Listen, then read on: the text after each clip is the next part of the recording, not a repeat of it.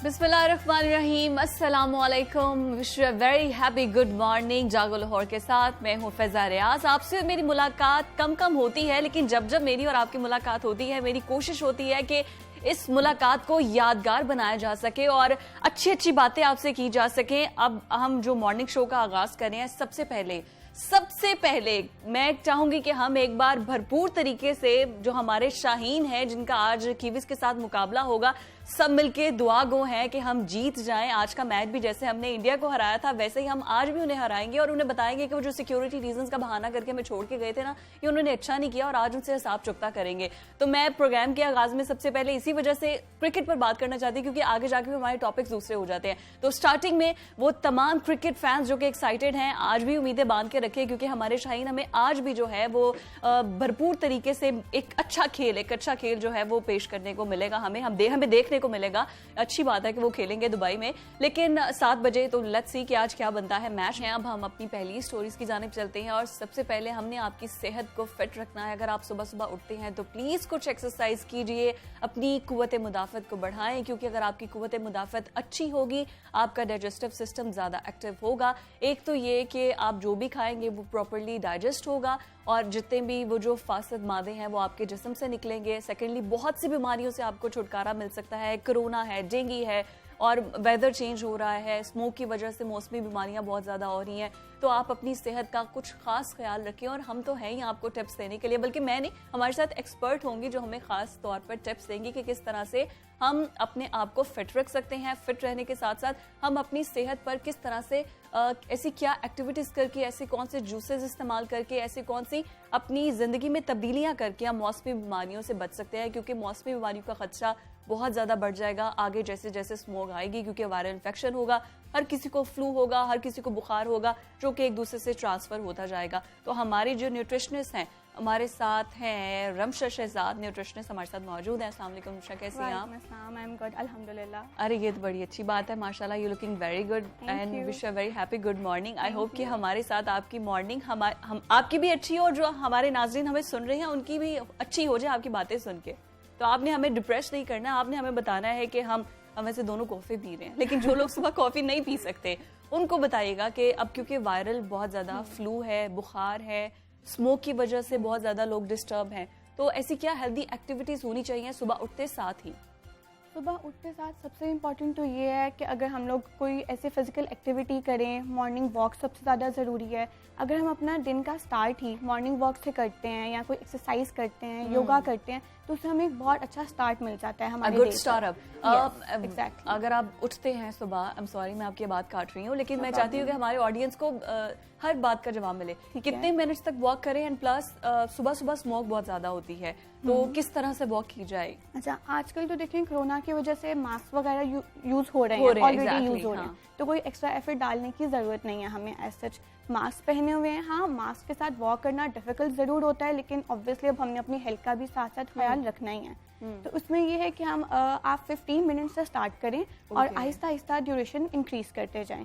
जैसे आप 15 मिनट से 30 मिनट तक लेकर जाएं, फिर आप उसको 45 मिनट तक लेकर जाएं, और ये हर एज ग्रुप के लिए जरूरी है। अच्छा, ये एक मिसकंसेप्शन बहुत ज्यादा है, this is a very good point आपने हाईलाइट किया कि हर एज ग्रुप के लिए जरूरी है। जो स्मार्ट हैं उनको अगर वो इस तरह से वॉक करते हैं तो ये कहा जाता है आपको क्या जरूरत है इसकी, आप तो ऑलरेडी बहुत पतले हैं, आपको तो करनी नहीं चाहिए है। अच्छा, ये ना एक मिसकंसेप्शन है। हमें लगता है कि सिर्फ डाइट का ख्याल रखना या वॉक करना, फिजिकल एक्टिविटी लेवल इंक्रीज करना सिर्फ उन लोगों के लिए जरूरी है जिनको अपना वेट रिड्यूस जो फैटी है। एग्जैक्टली, ऐसा कुछ नहीं है। हेल्दी रहना तो हर इंसान के लिए जरूरी है। अगर कोई बिल्कुल स्लिम है, स्किनी है, जरूरी नहीं है कि वो हेल्दी है। हेल्दी हम तब होंगे अगर हमारी बॉडी, हम जो भी अपनी बॉडी में जो भी न्यूट्रिएंट्स ले रहे हैं, कोई भी फूड आइटम ले रहे हैं, वो हेल्दी होगी, तब हमारी बॉडी हेल्दी होगी। हमें नहीं पता कि हमारी बॉडी के अंदर हमारा सिस्टम प्रॉपर्ली वर्क कर रहा है या नहीं कर रहा, तो हमें उसकी केयर खुद करनी है। हमारे यहाँ पर इशू ये, हम लोग को बेसिकली नॉलेज नहीं होता, हमारा कंप्लीट हम रिलाई कर रहे होते हैं नॉलेज के लिए तो हमने आपको बुलाया। बिल्कुल, हम लोग सिर्फ रिलाई कर रहे होते हैं कोई इश्यू हो जाए तो मेडिकेशन पे। हमें पता ही नहीं है कि फिजिकल एक्टिविटी, एक्सरसाइज, ये डाइट का ख्याल रखना, ये सब कुछ इक्वली उतना ही इम्पोर्टेंट है। तो इसीलिए मैंने सबसे पहले यही पॉइंट हाईलाइट किया। अच्छा, सब समटाइम ऐसा होता है कि अब आपकी बातें सुन के यूजुअली बहुत से लोग मोटिवेट हो जाएंगे, इंक्लूडिंग मी। मैं भी कहूंगी मैं सुबह उठूंगी, एक्सरसाइज करूंगी, और आफ्टर अ वीक ये सारा पैशन एकदम से दैट गोज डाउन। तो उसको मतलब आगे फर्दर उसको किस तरह से प्रोलॉन्ग ज्यादा अरसे तक रखने के लिए कि हमारी एक एक्टिविटी, क्योंकि आदत बनेगी तो फिर हमें इशू नहीं होगा, आदत बनाने तक क्या करना चाहिए कि हम डेली सुबह उठ के वॉक पर चले जाएं? ये देखिए, वो आपको मोटिवेशन तो लेनी चाहिए। फिर एक जैसे हम लोग आए हैं मॉर्निंग शो पर बता रहे हैं, अब लोग हमें सुनते हैं तो ऑब्वियसली लोगों को हम बताते हैं कि इसके क्या क्या बेनिफिट्स हैं। ऑब्वियसली आप किसी चीज़ को ऐसे स्टार्ट नहीं कर सकते। आप जब उसके बेनिफिट्स देखते हो ना, और जब आप उसको फॉलो करते हो, जो हम आपको रूटीन बताते हैं आप उसको फॉलो कर रहे हो, तो ऑब्वियसली आपको अपने अंदर जो चेंजेस फील होते हैं, आप ज़्यादा बेटर फील करते हो। हमारे मोस्टली जो हमें सुन रहे होंगे, जो अर्ली मॉर्निंग उठते हैं with the rise and shine, वो ऑब्वियसली ऑफिस वर्कर्स हैं, किसी ने हॉस्पिटल जाना है, किसी ने एजुकेशनल सेक्टर में जाना है, कोई एकेडमिक से है, कोई किसी फील्ड से है, कोई किसी हम जैसे मीडिया से है तो हम आ गए हैं। तो 9 to 5 जो जॉब होती है उसमें बड़ा मुश्किल होता है सबको उठते ही फौरन ब्रेकफास्ट किया। अच्छा, ब्रेकफास्ट कितना इंपॉर्टेंट है? क्योंकि अक्सर लोग ब्रेकफास्ट नेग्लेक्ट कर देते हैं। बहुत इंपॉर्टेंट। आप अपने पूरे दिन का खाना छोड़े लेकिन ब्रेकफास्ट बिल्कुल नहीं छोड़ना चाहिए। और ये हमारे यहाँ पे बहुत कॉमन प्रैक्टिस है। हम तैयार होने में 2 घंटे वेस्ट कर देते हैं, लेकिन when it comes to breakfast मुझे ना कहीं प्लीज मैंने 2 घंटे वेस्ट नहीं किए तैयार होने में। नहीं, ये बहुत कॉमन इशू है। हम खाने का जब टाइम आता है तो हम लोग या तो फोन यूज करने लग जाते हैं, कोई कॉल आ जाती है या हमें कोई और बहुत से काम याद आ जाते हैं, और ये सबसे बड़ा मसला है। जब अगर हमने प्रॉपर्ली खाना ही नहीं खाया, हमें कोई एनर्जी नहीं मिली, हम अपना कोई भी काम, कोई भी एक्टिविटी प्रॉपर्ली परफॉर्म कर ही नहीं सकते। हमारी बॉडी को एनर्जी चाहिए ना, हमें फ्यूल, हम गाड़ी यूज करते हैं, उसमें पेट्रोल डलता है, फ्यूल मिलता है तो गाड़ी काम करती है ना। अगर हम काम ही नहीं करेंगे प्रॉपर्ली, खाना ही नहीं खाएंगे, प्रॉपर काम नहीं होगा, हमारी कोई भी हमारे हेल्दी ब्रेकफास्ट में क्या होना चाहिए? मतलब फ्रूट्स, सैलड्स या कोई हेल्दी पराठा, अंडा टाइप कोई ऐसी चीज क्या होना चाहिए? ये डिपेंड करता है। अगर मैं बिल्कुल जनरली आपको बताऊं, जिनको कोई भी ऐसा इशू नहीं है, कोई हेल्थ कंसर्न ऐसा नहीं है, वो लोग तो कुछ भी खा सकते हैं। फाइबर ज़्यादा ज़रूरी है। अगर आप फाइबर ले रहे हैं अपने डाइट में, कार्ब्स भी थोड़े बहुत ले लें, तो लाइक आप एक बैलेंस ब्रेकफास्ट करें। बैलेंस फाइबर और कार्बोहाइड्रेट्स और ये सारी चीजें आप हमारे किन इंग्रेडिएंट्स में मिल जाएंगे? मेरे जैसे कोई ऑडियंस बैठी होगी जिससे नहीं पता होगा कि फाइबर किस में मिले। हम सुबह उठ के पराठे अंडा खाना शुरू कर दे और कह दे हमें रमशा ने बताया था, देखो ना, इसमें फाइबर है। अगर आप पराठे खा रहे हैं, जैसे कि ऑब्वियसली वीट है, वीट प्रोडक्ट्स में आपको कार्ब भी मिलेगा, फाइबर भी मिलेगा। फ्रूट्स की जैसे कि अगर हम बात करें तो वो ज़्यादातर बेटर ऑप्शन है अगर आप उसको स्नैक्स के लिए रखें। या अगर बच्चे हैं जैसे कि, तो बच्चों के लंच बॉक्स में आप ज़रूर ऐड कर दें। ब्रेकफास्ट में भी आप ले सकते हैं, फ्रेश जूसेस ले सकते हैं, तो वो सारी ऑप्शंस अच्छी हैं। डिपेंड बस ये करता है कि एक प्रॉपर अच्छा हेल्दी ब्रेकफास्ट होना चाहिए। उसमें आप सीरियल्स ले सकते हैं, ब्रेड ले सकते हैं, पराठा ले सकते हैं, तो ऐसा कोई इशू नहीं है। ये सब चीज़ें, होल एग ले सकते हैं आप, फ्रूट्स ले सकते हैं, कुछ भी ले सकते हैं। हाँ, इंपॉर्टेंट चीज़ ये है। अच्छा, ये ब्रेकफास्ट का टाइम क्या है? कुछ लोग 12 बजे भी ब्रेकफास्ट ही समझते हैं कि ये ब्रेकफास्ट ही है। अच्छा, ये ना कोरोना की वजह से लोगों की रूटीन बहुत डिस्टर्ब हो गई है। अब हमारे यहाँ तो लंच स्किप हो जाते हैं। लोग 1-2 बजे उठ रहे थे पिछले दिनों में, क्योंकि स्कूल्स नहीं थे बच्चों के, तो वो ये भी एक इशू था कि मील हमारे स्किप हो जाते थे। पहले अगर हम 3 मील्स ले रहे हैं एक दिन में, अब हम लोग क्या करते हैं, 1 मील ही हो रहा होता है, या फिर लेट नाइट कोई चीज़ कंज्यूम करता है, फौरन सो जाते हैं। तो इसकी वजह से भी वेट गेन के इश्यूज भी बहुत ज़्यादा होने लग गए हैं। तो इसमें यह है कि जब आप उठ के आपने शावर लिया है, तैयार हो, उसके हाफ एन आवर बाद आप ब्रेकफास्ट कर लो। अगर आप अपना प्रॉपरली प्लान किया ना आपने routine, it hardly takes 10 minutes कि आप आराम से नाश्ता कर सकते हैं। और फ्रूट्स की अगर बात करें, हम मौसमी फलों की बात कर रहे हैं कि अब जैसे ग्रेप फ्रूट्स है, उसके अलावा बहुत से मौसमी हैं, फिर और अनार अब आया हुआ है, ये मौसम उसका है, एप्पल है, बनाना है, मतलब this season is full of fruits.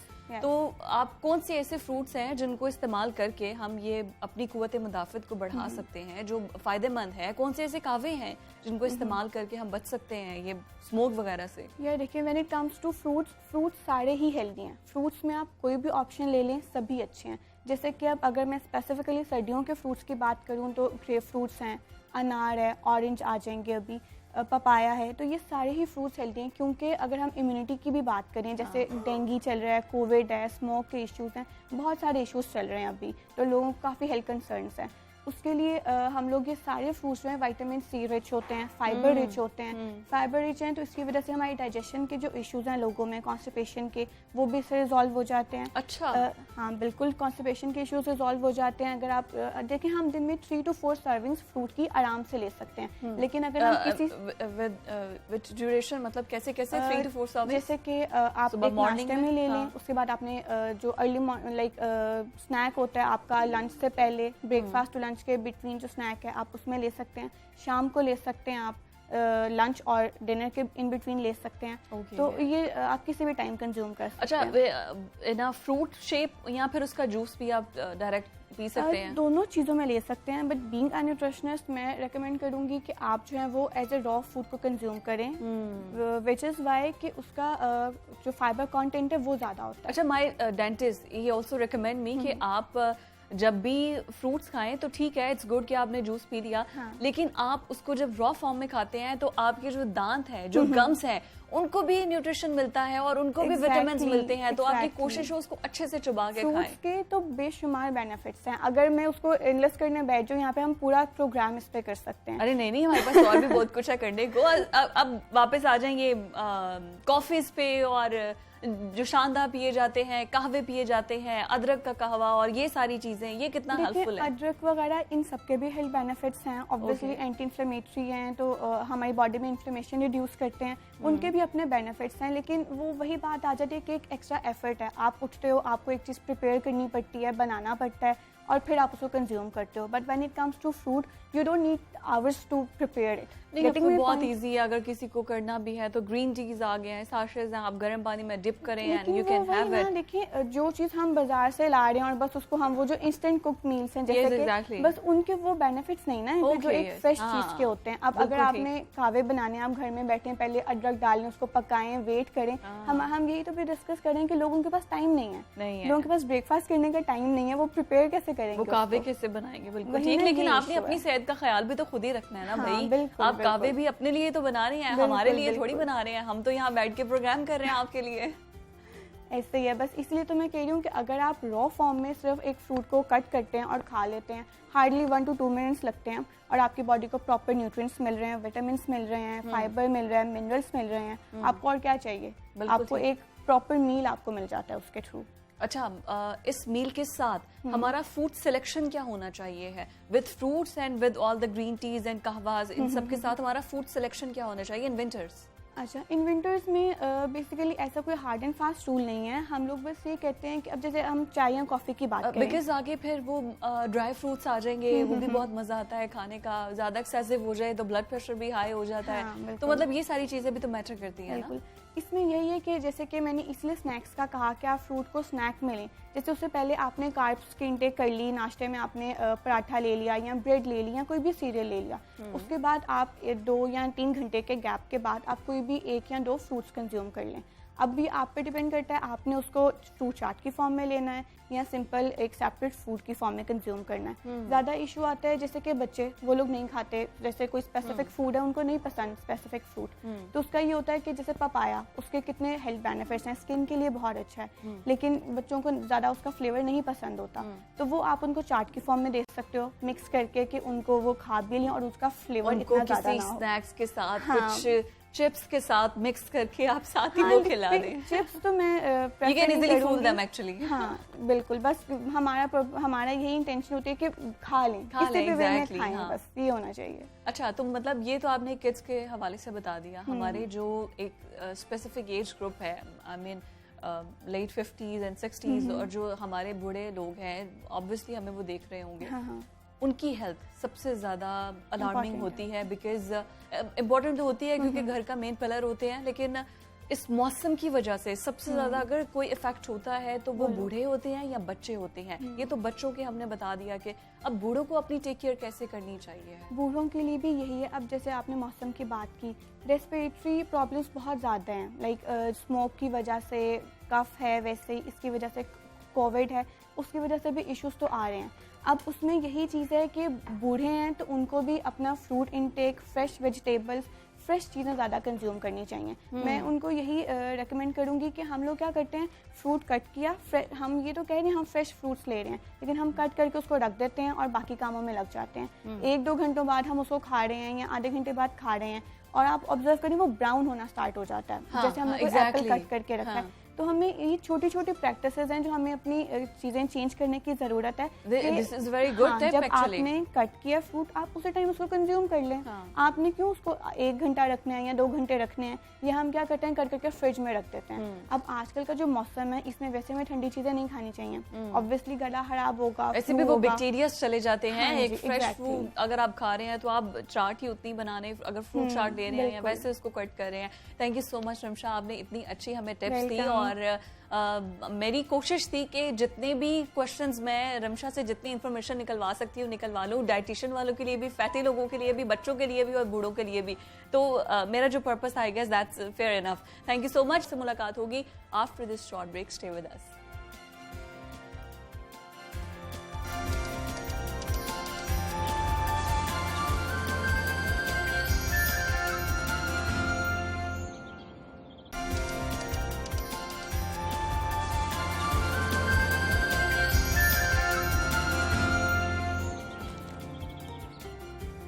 Welcome back. एक बार फिर से आपको खुशामदीद बोलते हैं। और सुबह सुबह हमने पहले नाश्तों की बात कर ली, तो मुझे भी भूख लग रही थी। और जब भी हल्की फुल्की भूख लगती है तो दिल करता है कुछ अच्छा हो, कुछ लाइटर हो, कुछ हेल्दी हो। तो इसका हल मैं आपको बताऊंगी। ये है इनोवेटिव बिस्किट्स, जिनमें है रिच एग और मिल्क। इससे भरपूर ये कुकीज़ हैं। मुनफरिद और मजीद जायके के साथ सुलसूदी खुशबू लिए हम आपको ये कर रहे हैं इनोवेटिव की तरफ से टू गुड। और आप मज़े से इसकी जायके टॉप क्वालिटी जो है वो एंजॉय कर सकते हैं। तो लाइफ में गुड से ज़्यादा करने वालों के लिए है इनोवेटिव इज टू गुड, और ये है गुड से ज़्यादा कुछ अलग। तो आई एम श्योर कि आपको अगर हल्की फुल्की भूख लग रही है, सुबह उठ के ब्रेकफास्ट में आप कुछ अच्छा हेल्दी लेना चाहते हैं, रिच विद न्यूट्रिशंस, तो आप इसको ज़रूर ट्राई कीजिए।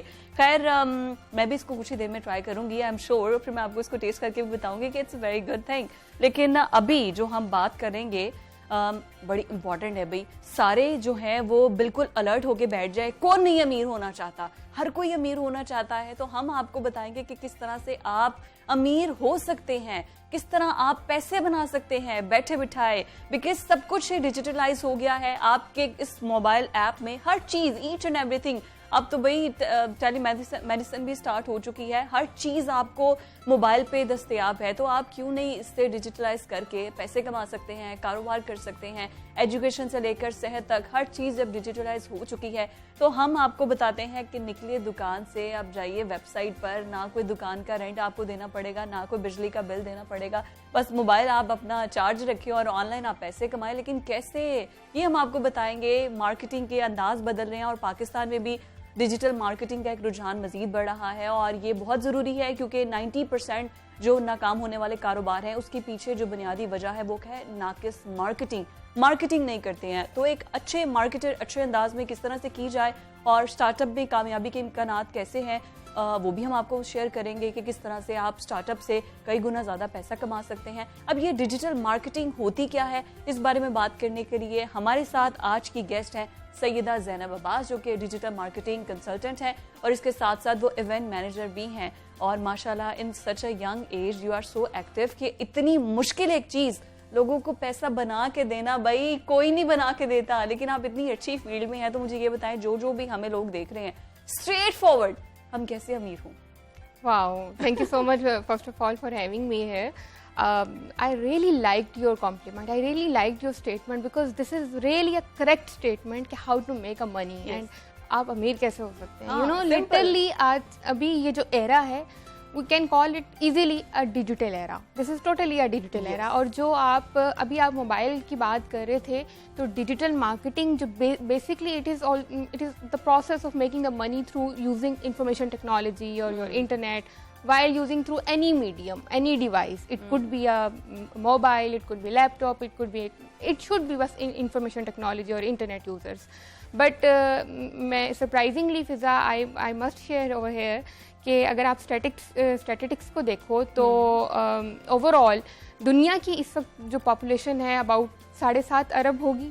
और उसमें आप अगर मोबाइल यूजर्स को देखो, लिटरली मोबाइल यूजर्स इस वक्त तकरीबन 5 अरब के करीब। अरे इतना सा बच्चा भी मोबाइल यूज करना जानता है। और आप उस एवरीबॉडी नोज दैट। यस। और इसी को अगर आप मार्केटिंग में, मैं पहले बात कर रही थी कि आप एक स्टार्टअप करते हो, बिजनेस सेटअप करते हो, एक दुकान लेते हो, रेंट आउट करते हो, फिर जो वर्कर्स होंगे उसकी आपको जो है वो सैलरी देनी होगी, फिर लाइट्स का सब कुछ आपको मतलब देना पड़ेगा, आपको प्रॉफिट हो या ना हो ये सारे एक्सपेंस आपको निकालने हैं, तो अच्छा नहीं है मोबाइल पे आप अपनी दुकान खोलें। एग्जैक्टली एक और मिथ है यहाँ पे बड़ी, मैं क्लियर करना चाहूँगी। हमारे ऑर्गेनाइजेशन, हमारे बड़े ब्रांड बिल्डर्स और बड़े बिजनेस ऑनर्स, टाइकॉन्स जो हैं, एक एरा था जिस वक्त ये समझा जाता था कि मार्केटिंग इज एन एक्सपेंस, जबकि मार्केटिंग एक बहुत अच्छी इन्वेस्टमेंट है। और अगर ये इन्वेस्टमेंट डिजिटल के थ्रू हो तो this is so cheaper than any traditional marketing, this is so cheaper. तो कैसे कर सकते हैं हम, मतलब अगर टुवर्ड्स अगर हम जाएं डिजिटल मार्केटिंग, बिकॉज बिटकॉइन और ये क्रिप्टो करेंसी ये पाकिस्तान के अंदर तो लीगलाइज नहीं आएगा। सिंध गवर्नमेंट ने अब कहा है कि अगर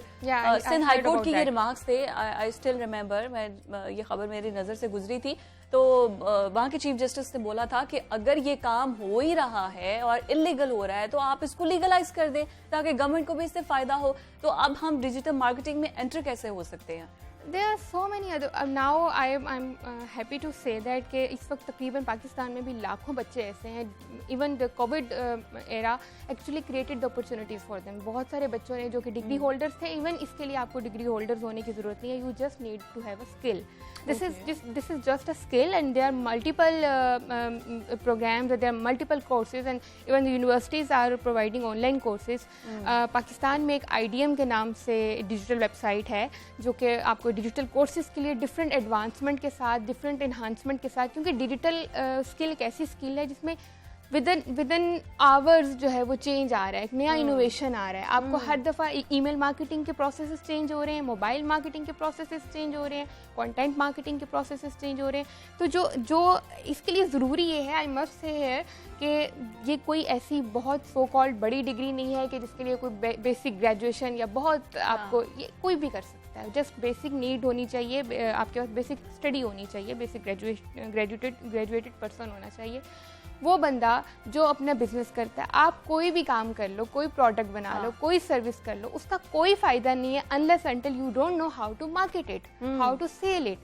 तो this is just a skill, and skill is always a confidence. अच्छा, मुझे आपकी बात से समझ आई है कि if I am producing something like that, अब ये कैंडल लाइट है, इसी को मैं प्रोड्यूस कर रही हूँ, अब ये सिर्फ मुझे पता है या जो मेरे लूप लाइन में है उन लोगों को पता है, या कोई गुजरेगा दुकान से देखते वो, लेकिन जिस तरह से जो आप बता रही हैं कि डिजिटलाइज अगर इसको करें और इसकी प्रमोशन की जाए तो इसको हम बहुत मार्केट के उन हिस्सों तक भी पहुंचा सकते हैं जिन्होंने कभी इमेजिन भी नहीं किया था. आप इसको इस तरीके से एक मीडियम के थ्रू, it's just digital marketing is just a medium जिसके थ्रू आप अपनी प्रोडक्ट को मजीद एक्सपैंड कर सकते हैं. Am I right? Yes, you are very much right. But surprisingly एक बहुत मजे की बात डिजिटल मार्केटिंग की ये है कि it actually understand the psyche of the consumer, the psyche of the users.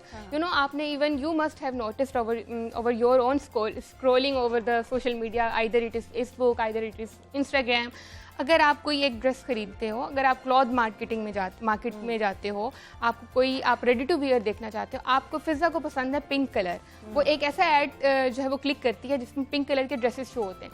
With in next some hours आपको उसी कलर में, उसी टाइप के ब्रांड्स के, उसी टाइप के स्टाइल्स के आपको फर्दर डिफिकल्ट एड्स नजर आ रहे होंगे. इवन दो हम कुछ भी बात करें डिजिटल मार्केटिंग के, ये मोबाइल की कुकीज सब कुछ सुन रही है, और वो मुझे थोड़ी ही देर में डिजिटल मार्केटिंग से रिलेटेड जितनी एड्स हैं वो सब कुछ शो करना शुरू कर देगी. सब कुछ. तो basically this is the magic. This is the magic, और दिस इज, ये है कमाल की बात कि जिस वक्त जिस यूजर को, राइट ऑडियंस को, उस वक्त जिस वक्त उसको जरूरत है वो ऐड दिखता है. हाँ. और वो फिर आप उसको परचेज करते हो, उसको कॉन्टैक्ट करते हो और यूं आप पैसे कमाते हो. लेकिन इसके लिए अगेन मैं ये बात करूंगी कि जरूरी है you should know how to be expert in the digital skills. इसका एक प्रॉपर हर प्लेटफॉर्म का, सोशल मीडिया प्लेटफॉर्म है, ईमेल मार्केटिंग है, हर एक का एक सर्टन साइंस और एल्गोरिथम होता है जिसको आप छोटे छोटे कोर्सेज हैं, 3 months कोर्सेज हैं, 2 months. अब तो मैं ज्यादा मतलब अगर उनकी बात करें, मतलब क्या बहुत ज्यादा क्या हाईली पैकेजेस हैं या दीज आर द चीपर, इनकी फीसेस की मैं बेसिकली बात करना चाह रही हूँ कि क्या again this is I am so happy to say that कि मुझे ये लगता है कि जो इस वक्त मेरे सामने बहुत सारे एक्सपीरियंसेस ऐसे आए, बहुत सारे बच्चे ऐसे आए जो टीनेजर्स थे, जो कॉलेज और सेमेस्टर्स के ब्रेक में थे, उन्होंने फ्री वेबसाइट्स के थ्रू जो है वो सीखा है, उन्होंने यूट्यूब के थ्रू सीखा है. और इस वक्त बहुत अच्छी बात यह है कि दिस इज, आगे तो अमेज़न भी पाकिस्तान में आ रहा है, तो फिर तो बहुत फायदा होगा. मतलब जिन लोगों को इतनी स्किल है, इंटरनेट की और जिनको डिजिटल मार्केटिंग का पता होगा तो उनके लिए तो जॉब अपॉर्चुनिटीज हैं। एग्जैक्टली, अगेन मैं ये बात करती हूँ कि अगर आपको करेक्टली आप सीख जाते हो स्किल को, तो आप 50 रुपए को जब 50, 100, 200 के एड से 5,000 कमा रहे हो, 5,000 से 50,000 कमा रहे हो, 50,000 से मतलब this is the multiplication of the process if you know how to execute the correct knowledge of the social media and every digital marketing platform. अच्छा ज़ैनब, आप चूँकि इवेंट मैनेजमेंट से भी रिलेटेड हैं तो मुझे ये बताएगा, इवेंट्स तो बहुत ज़्यादा डिस्टर्ब हो गए हैं ड्यू टू कोरोना, वो तो पूरी मार्केटिंग एकदम से कोलैप्स कर गई है। Yeah, unfortunately that was तो अब क्या दोबारा वो अपने रिवाइवल की तरफ आ रही है? Hope so, inshallah, and I'm pretty much sure that there should be some more opportunities and more options for us for अच्छा, all ये event planners. इवेंट मैनेजमेंट ये कैसा है यंगस्टर्स, अगर कोई इवेंट मैनेजमेंट पढ़ रहा है तो आगे कोर्सेज करने के बाद इसमें स्कोप कितना है कि मतलब you can make your name? या एग्जैक्टली स्कोप। अच्छा, ये वो चीज़ है जिसके मैं समझती हूँ पर्सनली कि this is all actually convinced by your own passion. If you have the passion, if you have the proper interest, तो इवेंट मैनेजमेंट एक ऐसी फील्ड है जो आपको हार्ड वर्क भी मांगती है। अगर आपके पास वो पैशन नहीं है, अगर आपका एक विजन नहीं है, डिटरमिन्ड होना पड़ता है, डिटरमिन्ड होना पड़ता है। Either it is a small scale event और either it is a large scale event, either it is a government scale और either it is a private scale. So you should be, if you are so much interested in that कि आपने इस event को, either it is a festival, conferences, corporate events or personal events, whatever, they all need actually एक और चीज़ पर PR marketing, yes, social marketing, public relations, and you know how good you are in making the new friends or new social circles. और ये एक तरह से inter related है ना, आपको इवेंट ऑर्गेनाइज कर रहे हैं और आप उसी को डिजिटल मार्केटिंग में जाके प्रमोट भी कर सकते हैं। Definitely, exactly. I run my event planning services in 2019 and 2020, in the beginning of the 2020. Oh my God! लेकिन such a crucial time for you. Yes, I was engaged with the government company for a festival, for a Supreme festival. I was partially involved in festival as well at Alhambra. So, but unfortunately, it was all happened due to the COVID. Disturbance रही lineup में, तो ठीक है, I get your point. लेकिन the issue is कि हम अपने youngsters को प्रमोट कर रहे हैं, यंगस्टर्स को जो मुश्किलात आती हैं उनके लिए आप जब मिलती हैं, जो स्टार्टिंग में यंगस्टर्स मिलते हैं आपको, बिकॉज आप तो एक डायरेक्टली उस फील्ड से लिंक्ड अप हैं और आप उसकी एक तरह से उनको एक मेंटोर की तरह ट्रीट करती होंगी, तो क्या प्रॉब्लम्स आती हैं in a very early stage जिसको आप डील करती हैं बाद में कि if you are determined you can tackle all this stuff? तो क्या मतलब मुझे तो इस तरह से कोई डायरेक्टली नहीं मिलता होगा, लेकिन आपको तो डायरेक्टली लोग मिलते होंगे और कंप्लेंट्स करते होंगे, तो ऐसी कौन सी कंप्लेंट्स हैं जो हमारे लोग सुन रहे हैं जिनको ये फेस करनी पड़ सकती हैं, लेकिन उसका सोल्यूशन भी साथ बताइएगा। Exactly. सबसे पहले जो मेजर कंप्लेंट इवेंट मैनेजमेंट या इवेंट अरेंज करते वक्त होता है, वो आपकी प्रॉपर टीम बिल्डिंग होनी चाहिए। अगर आपकी टीम बिल्डअप नहीं है, you can't handle this, so you know it's a group work ना, आप इकट्ठे एक बंदा तो नहीं पूरा इवेंट को हैंडल कर सकता। तो आप जितने, आपकी टीम भी अगर as much as determined as you are, जैसे हमारी पाकिस्तानी टीम है बाबर आजम की क़यादत में, I can not forget that match. Exactly, अभी हम सब लोग अभी उसी स्टांस में हैं। हाँ। और सो मैं आपको यही बता रही थी कि मुझे जैसे अपना पहला इवेंट मैंने अलहमरा के साथ एक कोऑर्डिनेट किया था, तो वहाँ पे मुझे luckily, I was lucky, so lucky enough कि मुझे वॉलंटियर्स बहुत मिल गए थे। तो ये एक ऐसा काम है कि आपको एक तो अगर आप अपने फील्ड से रिलेटेड सर्कल सर्वे करते हो तो आपको बहुत सारे लोग वॉलंटियर्स भी मिल जाते हैं। उनको ट्रेन करना, उनको मॉनिटर करना, उनको मेंटोर करना इजी होता है, यू नो। और वो वॉलंटियर्स यंग और फ्रेश ब्लड जो होता है उसको तो वैसे भी आप यू नो बकल आप उनसे काम ले सकते हो। एग्जैक्टली।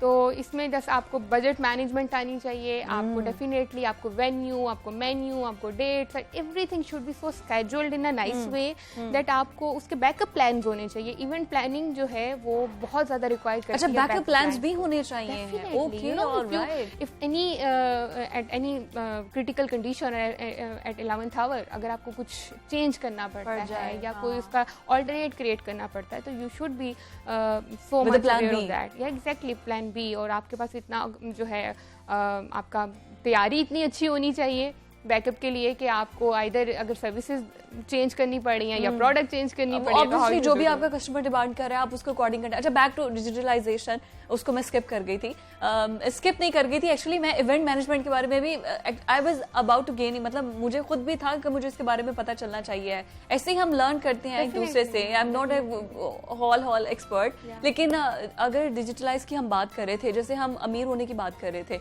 कि अच्छा स्टार्टिंग में आप कितना पैसा कमा सकते हो, जैसे आपने कहा उसको मल्टीप्लाई करते जाओ बढ़ता जाएगा, लेकिन कोई फूल ना ना बने हमारे लोग अगर देख रहे हैं कोई जॉब कर रहे हैं तो मतलब स्टार्टिंग में आप कितना कमा सकते हो एज अ फ्रीलांसर भी अगर आप काम करते हो। एज अ फ्रीलांसर भी अगेन मैं ये बात करूंगी कि फ्रीलांसिंग करना कोई मुश्किल काम नहीं है, लेकिन अगेन अगर आप डिजिटल स्किल के साथ आ रहे हो तो आप मल्टीपल ऑर्गेनाइजेशंस को और मल्टीपल कंपनीज को एट ए टाइम टच कर। अच्छा, मुझे लगता है कि यहाँ से ज्यादा ग्लोबली इसको ज्यादा मतलब जो डिजिटल मार्केटिंग है वो एक ज्यादा इम्पैक्ट के साथ आती है, यहाँ पे शायद उसका इतना नहीं, यहाँ पे अभी यहाँ पे प्रॉपर एक्चुअली लोगों को अवेयरनेस नहीं है कि चैनलाइज कैसे करना है चीज़ों को।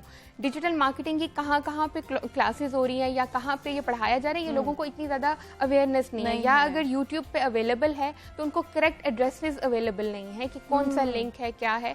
लेकिन अब तो बहुत पाकिस्तान की बड़ी यूनिवर्सिटीज़ जो हैं इसको प्रॉपर एक शॉर्ट कोर्सेज के लम्स में हो रहा है, हमारे यहाँ कनेक्ट करवा रहा है, और भी बहुत सारे हैं जो कि IDM जैसे मैंने अभी आपको बताया वो बहुत प्रोफेशनल लोग हैं और वो ग्लोबली एडवांसमेंट्स के साथ जो है वो डिजिटल मार्केटिंग स्किल्स सिखा रहे हैं। तो जो अभी आप बात कर रहे थे कि multiplication, how to make the money double, तो वो इसी तरह है कि अगर आप स्किल को यूटिलाइज करके अंडरस्टैंड करने के बाद, उसके एल्गोरिथम को समझने के बाद, how to make the Facebook ads, how to make the YouTube ads, how to make the Instagram ads and how it does actually works, तो ये आपको अगर समझ आ रहा है और उसके बाद में आप एड्स बना रहे हो, डिफरेंट ऑर्गेनाइजेशंस को सर्विसेज दे रहे हो, इवन फ्रीलांसिंग पे दे रहे हो, और तो आप at a time different organisations को टच कर सकते हो। और जब आप डिफरेंट ऑर्गेनाइजेशन या ब्रांड को टच करोगे तो आप at a time money create कर रहे हो डिफरेंट, मतलब आप डिफरेंट सोर्सेज से मनी क्रिएट कर रहे हो। Thank you so much Zainab. और जहाँ तक मुझे लगता है कि उसके लिए आपको एक स्पेसिफिक आप उसकी प्रोडक्ट और जो एज ग्रुप को आप टारगेट करना चाह रहे हो, आई गेस ये एक बॉन्डिंग और एक रिलेशन बहुत इंपॉर्टेंट है। I right Zainab? Very much right. Thank you so much Zainab आपके वक्त के लिए। आई विश कि मैं इस पे मजीद बात कर सकती, लेकिन मुझे यहाँ पर लेनी है एक ब्रेक। स्टे विद अस।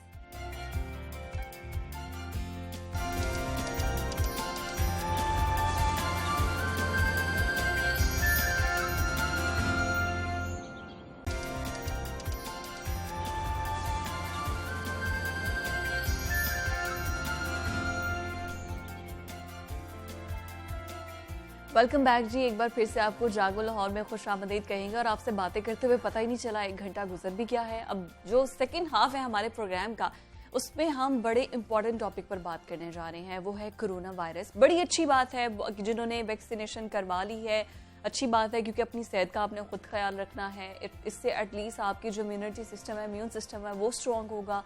और अल्लाह का शुक्र है कि अब काफ़ी हद तक हमने कोरोना पर काबू भी पा लिया है और काफ़ी एक लंबा अरसा था, लेकिन इसमें हमारा जो क्रेडिट है वो हमारे गवर्नमेंट को भी जाता है, हमारे इंडिविजुअली लोगों को पर भी जाता है कि किस तरह से हम कोरोना पे वैक्सीनेशन के थ्रू और मास्क के थ्रू और सोशल डिस्टेंस के थ्रू, मतलब ये सारी चीज़ें हैं। अभी की जो रिपोर्ट्स की बात करें तो SOPs पर अमल करते हुए बहुत हद तक हमने कोरोना पर काबू पा लिया है। तकरीबन 102 मरीजों में मोज़ी वायरस की तस्दीक हुई है और शहर में मुस्बत केसेस की जो शरह है अब वो 2% से भी नीचे आ चुकी है। लेकिन एहतियात आपने अभी भी नहीं छोड़नी है।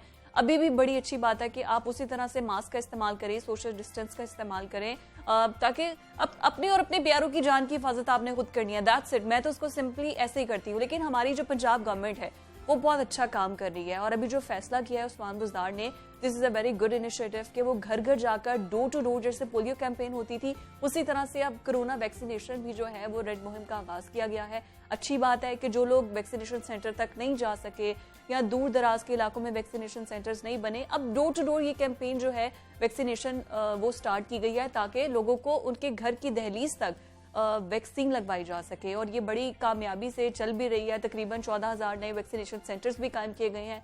लेकिन इस मुहिम के दौरान जो 12,000 टीमें हैं वो मोहल्लों में, गाँव में जाकर वैक्सीनेशन लगा रही हैं। अब ये फैसला कितना दुरुस्त है, इसके असरात क्या होंगे और सबसे बड़ी बात लोग कैसे ट्रीट कर रहे हैं। तो मैं आपसे यही कहूँगी कि जब कोई मेहमान हमारे घर आता है तो हम तो बड़े अच्छे से उसको वेलकम करते हैं। तो प्लीज़ आपके घर जब ये टीम्स जाएंगी आपकी सेहत के लिए, तो प्लीज आप उनसे अच्छे से डील करें, उन्हें अच्छे से ट्रीट करें, ताकि उन्हें पता हो कि वो एक अच्छा काम कर रहे हैं, उनको मोटिवेशन मिलेगी। तो अब इस वक्त जो सूरत हाल है, हमारे साथ chairman corona advisory group professor doctor Shaukat Mahmood साहब मौजूद है। डॉक्टर साहब अस्सलाम वालेकुम। वालेकुम अस्सलाम, डॉक्टर साहब कैसे हैं आप? जी खैरियत। Welcome to the programme and wish you very happy good morning. और हम आपसे जो कोरोना आपको जहमत इस वजह से दी, सबसे बड़े तो पहले आप लोग मुस्तहिक हैं कि आपको मतलब आपको खराजे अकीदत पेश किया जाए कि आप लोगों ने बहुत अच्छा काम किया है, कोरोना पर काबू पाया है। हमारी पॉलिसीज इतनी स्ट्रॉन्ग थी कि इंटरनेशनली भी हमें जो है वो अप्रिसिएशन मिल रही थी, हमने इतनी जल्दी काबू पाया है। अब देखिए यूके में, यूएसए में उनके पास वैक्सीन है, उनके पास सब कुछ है, लेकिन वो उस तरह से कोरोना पर काबू नहीं पा सके। तो ये credit goes all to you.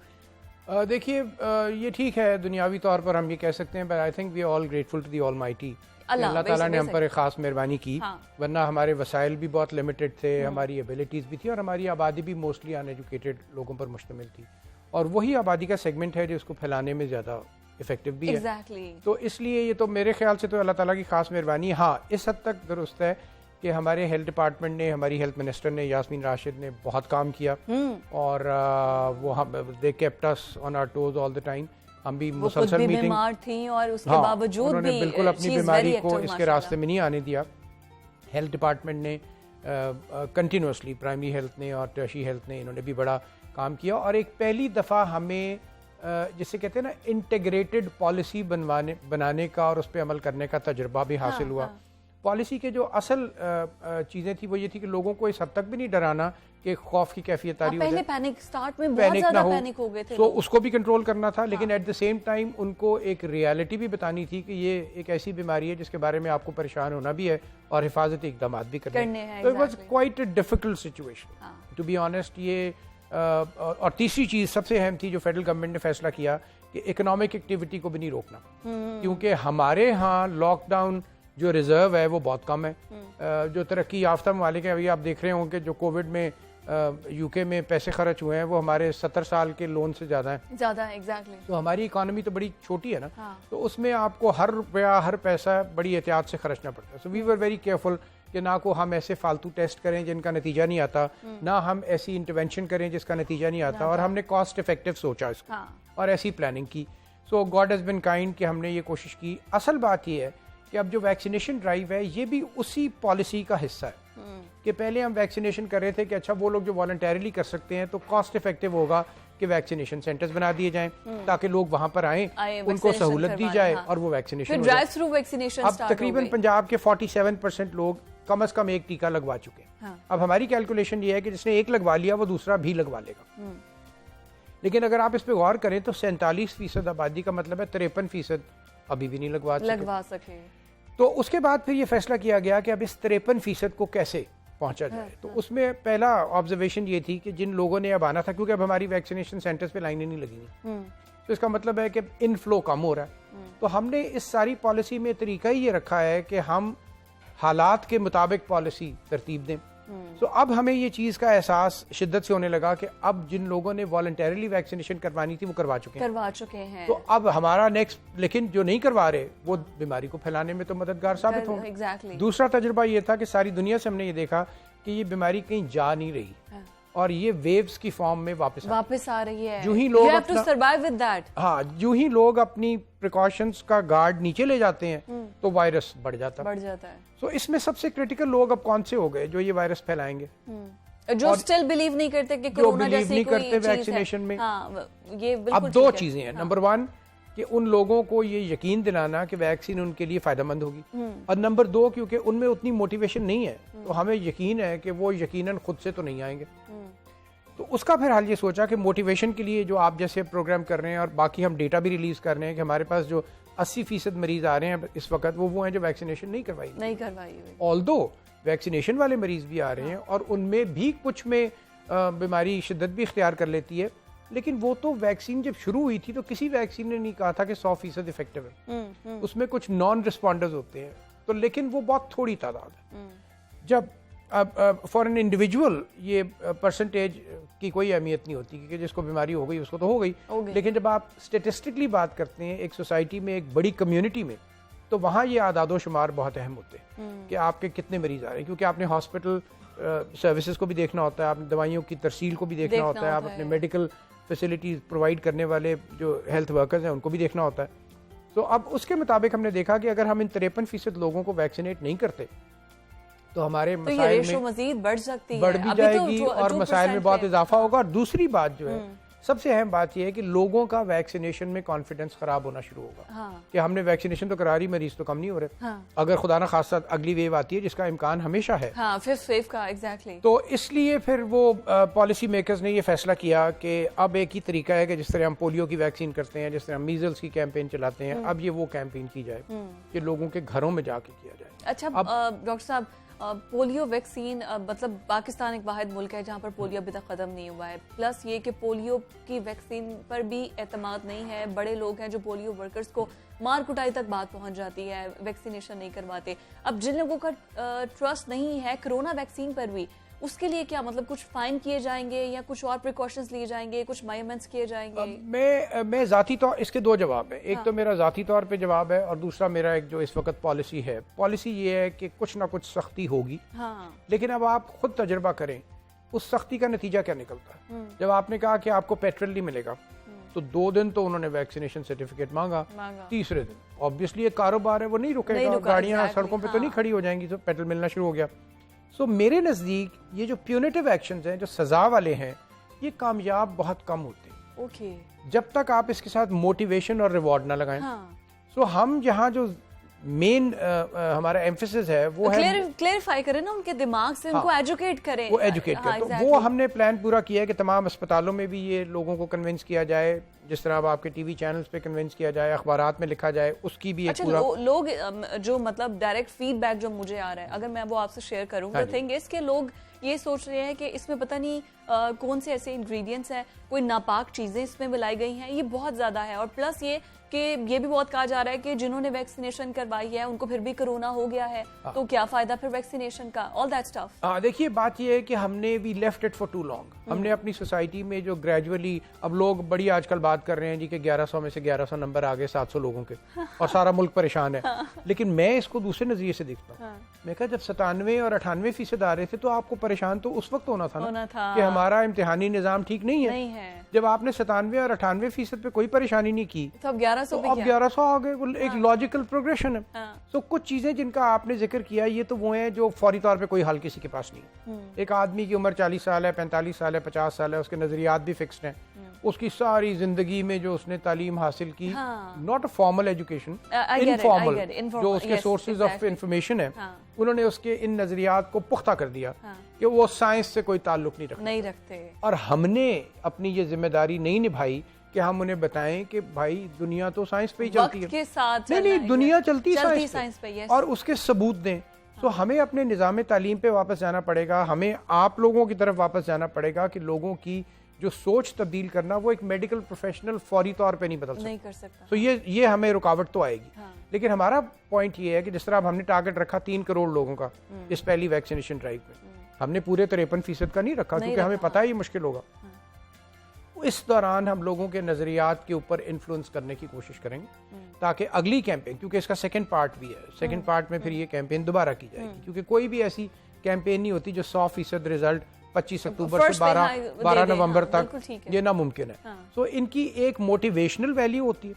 उसका हमारा कैलकुलेशन ये है कि जब हम एक ऐसी आबादी में जाएंगे जहां लोग वैक्सीनेशन नहीं करवा रहे, वहां पर जब एक घर करवाएगा तो उसका इन्फ्लुएंस बाकी 10 घरों पर भी हो। अच्छा, जो आपकी टीम है, जो आप घरों में भेज रहे हैं, उनकी तरबियत और उनको क्या सिखाया जा रहा है कि वो लोगों को कैसे ट्रीट करें और उनको बताएं? अब उसमें एक स्मार्ट मूव ये की गई है कि ये वही वैक्सीनेशन सेंटर्स वाले लोग जिनका तजुर्बा हो चुका है, उन्हीं को इसमें डाला जा रहा है और वहाँ वैक्सीनेशन सेंटर्स पे अस्पतालों से नई टीमें भेजी जा रही है। क्योंकि हमारा ख्याल ये है कि वैक्सीनेशन सेंटर्स पे अब रश कम होगा और लोग जो घरों पे जाएंगे, तो वो जो कम्युनिकेशन स्किल डेवलप कर चुके हैं इस पर्टिकुलर चीज में, वो जाएंगे घरों पे और यहाँ पर नए लोग हाँ, नए लोग, ताकि क्योंकि वो डायरेक्टली वही क्वेश्चंस वैक्सीनेशन सेंटर में बैठ के डील कर रहे थे, वो क्योंकि आपको बेशक पढ़ा दिया जाए लेकिन जो आप तजुर्बे से हासिल करते हैं वो फौरी तौर पर। अच्छा, ये भी रिपोर्ट्स आ रही थी कि अच्छे तरीके से डील नहीं किया जा रहा, जो वैक्सीनेशन की टीम्स जा रही हैं घरों में, तो आपके पास क्या रिपोर्ट्स अभी है? तो वैसे कल से तो शुरू हुआ है, तो मेरे ख्याल में इतनी जल्दी फीडबैक आना। दूसरी बात मैं आपको एक बात बताऊं कि परसेप्शंस बड़ी मुख्तलिफ होती हैं और जब रिएक्शंस आते हैं तो वो बहुत बायस्ड होते हैं। एक आदमी जो पहले ही कन्विंस नहीं था, उसको जब आके उसने कहा कि आप लगवा लें वरना आपकी जान को खतरा है, तो वो कहेंगे जी ये तो बिल्कुल एक अजीब सी गुफ्तगू कर रहे थे, क्योंकि वो उससे पहले ही अलाइंड नहीं है। आपने पहले ही अपना माइंड मेकिंग कर लिया। हाँ, माइंड मेकिंग तो पहले ही हो इसमें ये प्रॉब्लम्स आएंगी। ये कोई कहे कि ऐसा नहीं होगा, ये कोई ऐसी चीज नहीं है कि आप घरों पे लोग भेज देंगे और उसके बाद सब कुछ सीधा हो जाएगा, सही हो जाएगा। मेरा जाती ख्याल है कि इनको छोटे शहरों में, अभी तो लाहौर में तो काफ़ी कामयाबी से ये चल जाएगी, क्योंकि लाहौर में एक स्केयर भी है, लाहौर में केसेस भी ज़्यादा हैं, हर शख्स को किसी ना किसी फैमिली से वास्ता पड़ा है जिनमें कोरोना ने कुछ ना कुछ नुकसान पहुंचाया है। हाँ, बिल्कुल। तो इस वजह से ऐसी जगहों पर मुकाबलतन जहाँ तालीम याफ्ता लोग ज़्यादा हैं, जैसे अब गैर तालीम याफ्ता लोग हैं, मेरे घर के 2 मुलाजिम नहीं थे लगवाना चाहते, लेकिन मैंने उन्हें कन्विंस किया। जो मैं आपको बता रहा हूँ ना कि इसका हमारा जो नज़रिया है वो ये है कि जब एक आदमी होगा वैक्सीनेट तो अपने ज़ेरे असर 10 से 15 लोगों को भी मुतासर करेगा। डायरेक्टली टीमों के रिस्पांस में 100% वैक्सीनेशन नहीं होगी, लेकिन अगर टीमें 20 या 25% लोगों को वैक्सीनेट करने में कामयाब हो जाती हैं तो वो अगले 30-40 को वो करवा देंगे। हाँ, बिल्कुल ठीक है। तो ये एक स्ट्रेटजी आपने प्लान की है, मतलब लॉजिकल हमें लगता यही है कि ऐसे होगा। प्लान तो का हिस्सा तो ये नहीं हो सकता, प्लान तो यही है कि वो लोगों के घरों में जाएंगे, उन्हें ऑफर करेंगे और जबरदस्ती नहीं करेंगे फिलहाल। अच्छा, बिल्कुल ठीक है। अच्छा, अभी आपने कल से जो ये स्टार्ट की है, अभी तक का जो रिस्पांस आपसे पूछूं, मेरे पास तो अभी तक कोई रिस्पांस नहीं आया। फैक्ट्स फिगर्स नहीं आए। अभी कोई फैक्ट्स मैं आपसे वो भी इंफॉर्मेशन नहीं, अभी नहीं मेरे पास कोई भी आए। मैं अभी देख रहा था, अभी तक नहीं आया, क्योंकि तकरीबन इनको कंपाइल करने में कुछ टाइम तो लगता है ना। एक दफा जब सिस्टम डेवलप हो जाएगा तो सुबह 9 बजे 10 बजे के करीब ये आनी शुरू हो जाएगी। डॉक्टर साहब, अब ये भी एक चीज है कि नादरा में फेक एंट्रीज बहुत ज्यादा हो रही हैं। सॉरी, से इट अगेन। फेक एंट्रीज बहुत ज्यादा हो रही हैं। तो अब ये देखिए कि अब ये जो वैक्सीनेशन घर घर जाके लगवा रहे हैं, मतलब देयर इज नो प्रूफ कि लगी है या नहीं लगी है, कुछ पैसों पे भी मुकमका हो रहा है, इस तरफ क्या गवर्नमेंट की पॉलिसी है? इस तरफ ये है कि फिलहाल तो हम सिर्फ कंप्लेंट्स के ऊपर पूरा एक्शन ले रहे हैं। जैसे PKLI से हमें एक कंप्लेंट मिली थी कि वहाँ पर कुछ हुई एंट्रियाँ, इसी तरह आपको याद है नारोवाल में जो हुई उनके ऊपर भी पूरी इंक्वायरी हुई लोगों को। ये वो लिम है मैनेजमेंट का जिसको प्यूनिटिव कहते हैं। इनको आप बाय एनी सेन एडवाइस बदल नहीं सकते, क्योंकि उनके वेस्टेड इंटरेस्ट है। तो इसको आपको प्यूनिटिव, मेरा नजरिया ये है कि वैक्सीन लगाने वाले पे प्यूनिटिव एक्शन इतना काम नहीं करेगा, क्योंकि वो फिर ये करता है। लेकिन जो ये काम करता है, जो फेक एंट्री करता है, जो वैक्सीन लगाए बगैर सर्टिफिकेट इशू करता है, उनका सिर्फ प्यूनिटिव हल है। उनके ऊपर इंक्वायरी और पनिशमेंट जरूरी है, और वो अभी तक वैसे हुई है कुछ ना कुछ वो शुरू है काम। अच्छा। लेकिन ऑब्वियसली जो रेगुलर सरकारी मुलाजिम होते हैं उनको आप इंस्टेंटेनियसली तो नहीं ना फारिग कर सकते। उनके एक रूल्स हैं एम्प्लॉयमेंट के, इंक्वायरी होती है, इंक्वायरी में इंडाइट होते हैं, फिर उसके बाद उनको एक अपील का मौका मिलता है। तो इसका नतीजा लोगों को देखने को फौरी नहीं मिलेगा, लेकिन फौरी नतीजा ये होगा कि इंक्वायरी हैज बीन इनिशिएटेड।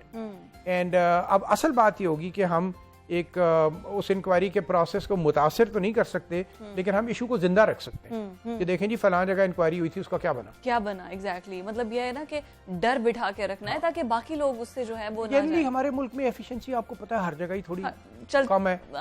मतलब ये सारा 2 नंबरी जो है ये तो हर इदारे में चल रही है। ये एक्सपेक्ट करना कि कोई एक चीज ऐसी होगी जहाँ कुछ गड़बड़ नहीं होगी, मेरे ख्याल में ये नामुमकिन, इम्पॉसिबल। Yes, exactly. अच्छा डॉक्टर साहब, आपकी मौजूदगी का हम फायदा उठाते हैं। आपने जैसे बोला कि ये मीडियम है, हम भी तरह से एक मीडियम की तरह काम कर रहे हैं कि जो लोग कन्विंस नहीं हो पा रहे उनको कन्विंस करना है।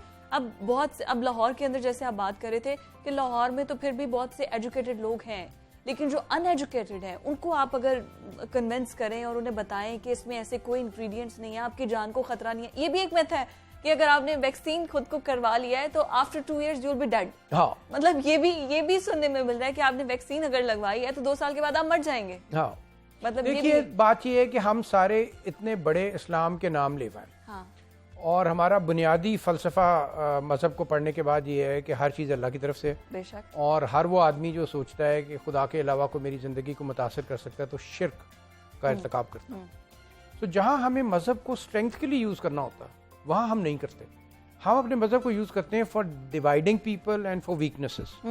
अब बात यह है कि एक हर चीज़ में एक तस्वुर होता है कि जी मुस्लिम उम्मा को नुकसान पहुंचाने के लिए ये वैक्सीन बनाई, तो मुस्लिम उम्मा तो लगवा ही नहीं रही वैक्सीन तो सारी गैर मुस्लिम उम्मा लगवा रही है। तो अगर वो अपने आप को मारने में इंटरेस्टेड है ये नामुमकिन है।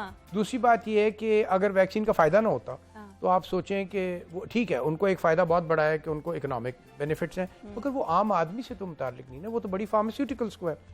तो मेरे ख्याल से ये एक और वैसे भी हमारा इस्लाम ये कहता है ना कि मैं तो ये हमारा इस्लाम नहीं, इस्लाम ये कहता है, हमारा मतलब हमारा नहीं, सबका है वो, सबका एग्जैक्टली। इस्लाम ये कहता है कि भाई अगर तो आपको इलाज की गर्ज से कोई ऐसी चीज आपको इस्तेमाल करनी पड़ती भी है तो उसका गुनाह नहीं है। जब हमें इस्लाम ने ये लायबिलिटी दे दी है और हमें कह दिया है, तो फिर आई गेस इस तरह की चीजें, इस तरह के सेशंस होने चाहिए हैं ताकि लोगों को उनके प्रॉब्लम्स डायरेक्टली क्वेश्चंस हम तक आए और उनका आंसर प्रॉपर्ली किया जा सके। ये हमारा प्रॉब्लम खाली इस वैक्सीन तक नहीं होगा, ये हमारे साथ जिंदगी भर से चलता आ रहा है और हमने इसको, जैसे मैंने पहले कहा, बिल्कुल ख्याल ही नहीं किया कि ये अहम है। लेकिन ये हमारी मुआशरती रवैयों का और हमारे मुल्क का एक बहुत बड़ा मसला है जिसको हमें एक लॉन्ग टर्म पॉलिसी के तहत ठीक भी करना चाहिए। एग्जैक्टली, हमें शॉर्ट टर्म में इसका हल आपके पास कोई नहीं है सिवाय इसके कि आप बार बार कहते रहें और लोगों तो अमल करेगा ना, किसी को तो लोग मुतासिर हो जाएंगे और वो तब्दील हो जाएंगे। Thank you so much doctor, thank you so much for your time. मकसद सिर्फ आपको इनवाइट करने का ये था कि जितनी भी कंफ्यूजन है उनको दूर किया जा सके। हमें एक ब्रेक की तरफ जाना है नाजरीन, स्टे विद अस, आपसे मुलाकात होती है कुछ ही देर में वापस।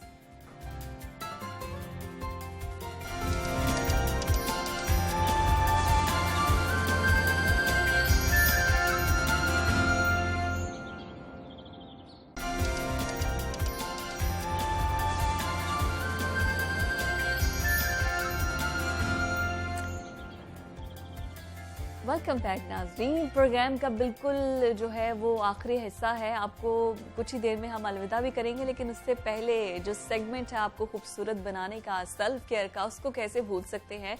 हमारे साथ एक्सपर्ट भी मौजूद होंगे जो हमें ग्रूमिंग की टिप्स देंगे कि किस तरह से हम खुद को खूबसूरत रख सकते हैं, हमारी स्किन कैसे जो है वो खूबसूरत हो सकती है और कैसे हम उसको फ्रेश रख सकते हैं, कैसे हम अपनी उम्र को छुपा सकते हैं, ये सारी चीज़ें। तो ऑब्वियसली यही चीज़ें सुनने के लिए तो आप लोग बैठे होंगे, जो लेडीज़ टीवी स्क्रीन पर बैठी होंगी। तो हम आपको बताएंगे शादियों का सीज़न है, सबको खूबसूरत लगना है, खूब गहमा गहमी चल रही है, पार्टीज चल रही हैं, दोबारा से इवेंट्स का भी सिलसिला शुरू हो चुका है, तो हम ब्यूटी सैलून्स पे जो रश है वो देखने को मिलता है। लेकिन क्या प्रोडक्ट्स आपको यूज़ करनी चाहिए हैं और किस तरह आप अपनी स्किन को हेल्दियर रख सकते हैं, प्लस आपके बालों की स्कैल्प, जो आपके बालों की स्कैल्प है वो बहुत ज़्यादा डैमेज हो जाती है, उसकी तरफ कोई तवज्जो ही नहीं देता है भाई, उसका पता ही नहीं होता।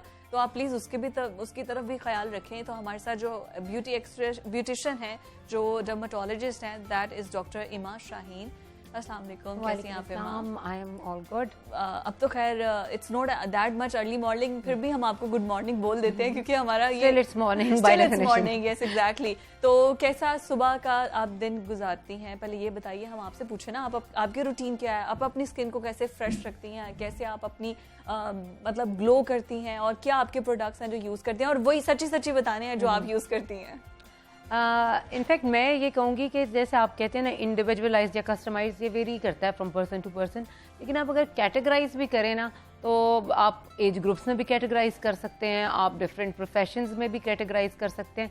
लेकिन ब्रॉडली मुझे जो आपने क्वेश्चन किया, मेरे जहन में आया है कि आप जो moms care, because moms specially when you have younger children, उनके लिए अपने पास टाइम बहुत कम होता है, specially once you are a working mom. तो उसमें आपकी जो स्किन केयर है, अदरवाइज भी if you are a professional, आप काम करते हैं, तो अनफॉर्चुनेटली ये टेंडेंसी है कि जो निगलेक्ट होता है सबसे ज़्यादा आपकी लाइफ में, वो आपका अपना आप योर ओन सेल्फ होता है। आप ग्रूमिंग की तरफ नहीं जाते हैं, आप अपने जो हेल्थ केयर है उसकी तरफ नहीं आते, आप अपनी स्किन की तरफ तवज्जो में नहीं आते, बिकॉज आउटसोर्स में आप इतना बिजी होते हैं कि आपको पता ही अपने लिए टाइम ही नहीं होता है। बिल्कुल ऐसा है, चाहे आप वर्किंग हो या आप स्टे एट होम हो, आपकी घर इम्पोर्टेंस होता है, आपका बच्चे इम्पोर्टेंस होती है, आपकी फैमिली इम्पोर्टेंस होती है, एंड में जो निगलेक्ट हो जाता है वो आप हैं। इसलिए लेकिन जो कॉलेज में है लड़कियां, जिनको शौक होगा भी हम भी खूबसूरत लगे, एक तो ये गोरे होने का शौक इतना लड़कियों को है, मुझे तो समझ नहीं आती। आपकी स्किन हेल्दियर होनी चाहिए है, वो खूबसूरत लगती है, गोरा होना खूबसूरती नहीं है। ये हमारे ऑडियंस को प्लीज समझाएं। देखिए, ये एक माइंड सेट है, गोरा होना। अब ये कि the other day I was delivering a lecture, like it was a Frank talk, I would not call it a lecture.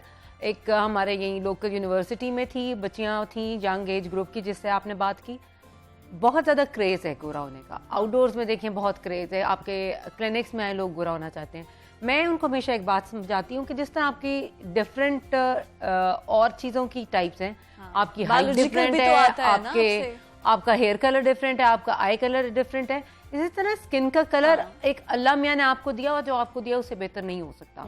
दूसरी चीज मैं हमेशा ये कहती हूँ कि अगर आप वेस्ट की तरफ जाएं तो इंसान है ही ना शुक्रा, वहां पे जाके टैनिंग बेड्स, वो सन बेदिंग कर रही हैं, टैनिंग क्रीम्स लगा रही हैं, वो डार्कर कम्प्लेक्शन पसंद करते हैं। की तरफ इसमें कई दफा मैं ये कहती हूँ, ये मेरी पर्सनल लाइक्स डिसलाइक में भी थोड़ा आ जाता है कि हमारा जो कम्प्लेक्शन है यहाँ पे एशियन स्किन का, लाइक एशियन स्किन हम यूजुअली ब्रिटिश कलर होता है ना, जो हमारे साउथ एशिया का जो कलर है, थोड़ा सा मतलब हमारे अंदर टेंडेंसी, आप ये देखें कि हमारी प्रोटेक्शन है, हम सन से एक्सपोज होंगे, डार्क होने से आपको प्रॉब्लम होता है, लेकिन वो स्किन कैंसर से बचाता है और आपकी स्किन की डिफरेंट प्रॉब्लम से बचाता है। जो ये व्हाइट रेस है वो उस तरह टैन होने की टेंडेंसी उनमें है ही नहीं है। और फिर उनकी स्किन पे फ्रैकलिंग होती है, आपकी जिस तरह नीट क्लीन स्मूथ स्किन है उस तरह उनकी नहीं है। तो take pride in whatever you have, but still I would say कि बाकी स्किन टाइप्स भी अच्छी हैं, वो बुरी नहीं है, लेकिन आप ये जबरदस्ती अपने आप को गोरा करने के चक्कर में ये इतने ज्यादा केसेस आते हैं कि स्किन आपने अपनी अच्छी बड़ी खूबसूरत स्किन को, यही बात करी थी, बाल आ गए हैं और वो सेंसिटिव हो गई है, दाने निकल आए हैं और वो इतनी इस हद तक डैमेज हो जाती है कि उसको ट्रीट करना एट टाइम्स नामुमकिन, या आप वो वाली जो खूबसूरती पहले वाली नहीं ला सकते, आप बेहतर कर लेते हैं और उसमें इतने पैसे वेस्ट होते हैं। और पता है इमाम, टू बी वेरी ऑनेस्ट, मैं आपको बताऊं कि जो गोरा रंग है मैं उसको हेल्दियर स्किन नहीं मानती, बिकॉज मेरा रंग चूंकि खुद साफ है, सफेद है, मेरी स्किन इज सो सेंसिटिव, आपसे सनलाइट बर्दाश्त नहीं होती, आप कोई भी हल्की से भी प्रोडक्ट लगा लेते हैं वो आपको एलर्जी कर देता है। It's not a good skin. मैं हमेशा कहती हूँ आपकी स्किन हेल्दियर होनी चाहिए, कलर कोई भी हो। सांवली लड़कियां भी इतनी खूबसूरत लगती हैं, उनकी स्किन इतनी ग्लो करती है। तो मुझे ये बताइए कि ग्लो की तरफ प्लस ये कि क्या ऐसी टिप्स हैं जो आप हमें देंगी जो हम अपने स्किन को एक तो एंटी एजिंग से बचा सकते हैं, सेकेंडली हम जो मेकअप बहुत ज्यादा यूज करते हैं उसके साइड इफेक्ट्स बहुत ज्यादा होते हैं, उसके एक्नी इतना ट्रिगर कर जाती है कि एक्नी को कंट्रोल करना बहुत मुश्किल हो जाता है। देखिए ये बात है कि आपकी स्किन मेकअप ज़्यादा करना, मेकअप आमतौर पे लोग, मैं ये नहीं कहती कि मेकअप बिल्कुल ना करें, मेकअप करना, ज़्यादा खूबसूरत नज़र आना हर लड़की का बल्कि हर इंसान का हक है। अब तो लड़कों का भी है। अब बिल्कुल हक है, वो आप जरूर मेकअप करें, लेकिन मेकअप करते हुए आप ये ख्याल ज़रूर रखें कि आप जो प्रोडक्ट यूज कर रहे हैं वो अच्छी क्वालिटी का होना चाहिए।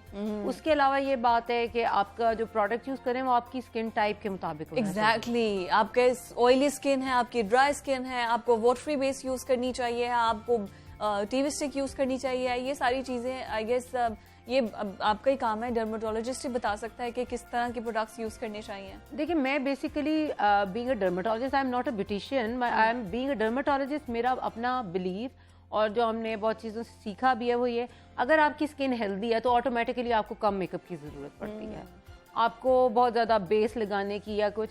और कई दफ़ा ये होता है कि टीन एजेस में हमें बहुत ज़्यादा कलरफुल और बिल्कुल वो चीज़ें अच्छी लग रही होती हैं, बट लेटर इन लाइफ आपको वो चीज़ उस तरह ट्रैक नहीं करती और ये टीवी स्टिक या उस तरह लाइटर टोन में यूज़ करके आप अपनी खूबसूरती को उल्टा दबा रहे होते हैं।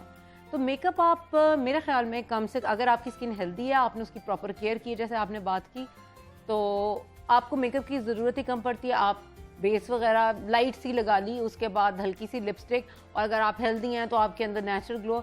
बट स्टिल अगर आपको बहुत ज़्यादा मेकअप करने का शौक है तो अगेन अच्छी प्रोडक्ट्स यूज करें, लेकिन ब्यूटिशियंस भी तो नहीं करती ना ख्याल, पार्लर में चले जाते हैं, वही पफ वही स्पंज जो बाकी सबको लगाया वही आपके फेस पे लग रहा है, वही ब्रशेस आपके चेहरे पे लग रहे हैं। तो देखिए इसमें ये मैं कहूँगी कि एक चीज़ ये है कि वो वहाँ पे हो रही होती है बेसिकली, अगर आप ये चीज़ें ज़्यादा होती हैं कॉस्ट कटिंग के लिए, ये ज़्यादा ना टाइम सेविंग के लिए, ज़्यादा जो लोग आ रहे हैं उन्हें कम टाइम में केटर करने के लिए वॉश ना किया, क्लियर ना किया, वो कर दिया। उसमें बात ये है कि आप you can go for better facilities. वो कई दफ़ा लोग भी अपनी कॉस्ट कटिंग के लिए वो चीपर उस पर चले जाते हैं। उसमें आप ये आसानी से कर सकते हैं कि जिस तरह आप अपना टूथब्रश अलग रखते हैं, आप अपने मेकअप ब्रशेस अपने रख सकते हैं, आप वो साथ लेकर जा सकते हैं। अगर आप प्रोडक्ट नहीं भी लेके जाते, आप अपने मेकअप ब्रशेस, अपने स्पॉन्जेस साथ लेकर जाएं ताकि आप वो वही यूज करें। और अच्छे पार्लर्स हमेशा ये चीज़ें डिस्पोजेबल यूज़ करते हैं। और उसके अलावा ये कि प्रॉपर वॉशिंग, उनकी स्टरलाइजेशन, वो अगेन एक डिटेल टॉपिक है, वो हो सकता है, लेकिन आप ज़्यादा एम्फेसाइज में इसी चीज़ पे करूँगी जो आप खुद कर सकते हैं कि मेकअप ब्रशेस हर टाइप के अपने साथ लेकर जाएं, बिल्कुल ठीक और अपने स्पॉन्जेस खुद लेकर जाएं।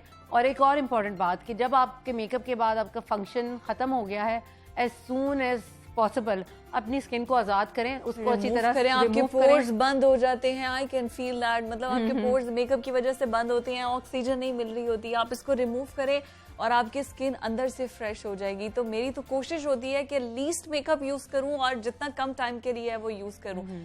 अच्छा इमा, आपकी मौजूदगी का हम फायदा उठाते हैं। मुझे ये बताइए कि शादियों का सीजन है, अब हमारी जो दुल्हने हैं ये चले जाती हैं जी ब्यूटी पार्लर्स पे, और कोई 3 दिन के बाद फेशियल हो रहा है, कोई 15 दिन के बाद फेशियल है, वो 1 महीने के अंदर अंदर वो कहते हैं जी हम तो आपको दूध की तरह वाइट कर देंगे, चिट्टी गोरी आपकी स्किन हो जाएगी, और वो फिर उसके बाद बड़े साइड इफेक्ट्स उसके निकल आते हैं और वो मजीद डैमेज कर देती है आपकी स्किन को। तो जो स्पेशली जिन्होंने शादी के फंक्शंस अटेंड करने हैं या फिर जो खुद दुल्हने बनने जा रही हैं, उनको क्या कहेंगे आप? देखिए, दुल्हने बनने जाने में वो प्री ब्राइडल पैकेज उसको कहते हैं, उसमें पता नहीं क्या क्या चीजें इंक्लूडेड होती हैं, and starts almost a month before your big day. तो उसमें बात इस तरह है कि मैं अपनी प्यारी प्यारी नई बनने वाली दुल्हनों को सबसे पहला सजेशन ये दूंगी कि ठीक है, अगर आप पैम्पर होना चाह रहे हैं, आप अच्छा फील करना चाह रहे हैं, बहुत अच्छी बात है, लेकिन ऐसा नहीं है। बहुत ज़्यादा ब्राइड आती है कि जी हमारे तो एक्नी है, हम करा सकते नहीं करा सकते। आप फेशियल के बगैर बहुत आराम से शादी हो सकती है। इतना तो मेकअप लग जाता है यार, पता ही नहीं चलेगा फेशियल को किया है या नहीं किया। तो फेशियल ये है कि अदरवाइज बीइंग अ डर्मेटोलॉजिस्ट मैं बिल्कुल भी ये पार्लर के फेशियल में बिलीव नहीं करती। बहुत हाई एंड ब्रांड्स के नाम है, 10-10 हज़ार चार्ज कर रहे हैं, 15-15 हज़ार चार्ज कर रहे हैं, गोल्ड कह रहे हैं, ये वो ब्ला। अब आप मुझे ये बताएं कि लॉजिकली थिंकिंग एक थोड़ा सा भी समझदार इंसान है उसमें अगर आप अपनी स्किन के ऊपर गोल्ड लगाएंगे तो उससे क्या बेहतरी आ सकती है? आप गोल्ड खाएंगे, उससे डैमेज होता है। तो आप ये इन चीज़ों में, इन चक्करों में बिल्कुल मत पड़ें। अगर आपका बहुत ज़्यादा फेशियल कराने को दिल चाह रहा है, किसी क्वालिफाइड ट्रेंड डर्मेटोलॉजिस्ट से आप बहुत type of facial, photo facials, hydra facials और कार्बन पील्स और सब कुछ अवेलेबल है।